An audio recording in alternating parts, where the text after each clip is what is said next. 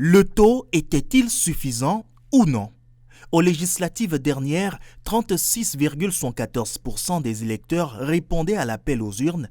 Autrement dit, à peine plus d'un Béninois sur 3 a voté.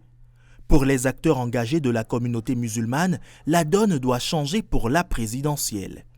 Nous avons compris depuis un certain nombre de temps que les gens s'appellent même au boycott en disant « n'allez pas voter, n'allez pas voter ».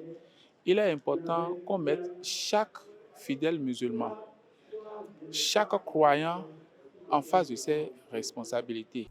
En solution trouvée, cette conférence publique qui réunit des autorités politico-administratives, des leaders religieux aussi bien musulmans que non. L'histoire nous enseigne que l'indifférence des justes ouvre souvent la voie aux injustices. Nous devons encourager la participation de tous dans un esprit de responsabilité.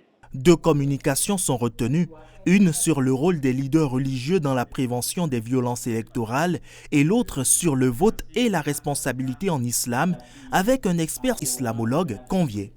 Il est important pour le musulman de voter parce que la politique concerne la société de façon générale. Et quand on parle de la société de façon générale, le musulman fait partie de cette société. S'il veut être pris en compte, il faut qu'il s'implique sur le plan politique. Je me rends compte que les enseignements du prophète sont clairs. Exercer son devoir citoyen, voter, c'est comme une bénédiction. Il ne s'agit pas de voter pour Romia Wada et Talata. Non, pas du tout. Il ne s'agit pas de faire plaisir au président Patrice Talon. Non. Il s'agit ici de faire le choix de son avenir, de son bien-être au quotidien. Donc si je sors, je vais voter, je décide de voir mon pays se développer, que le bien-être jaillit sur moi et sur les générations à venir. Après cette conférence publique, les leaders religieux sont appelés à œuvrer pour une forte mobilisation de leurs différents fidèles le 12 avril prochain aux urnes.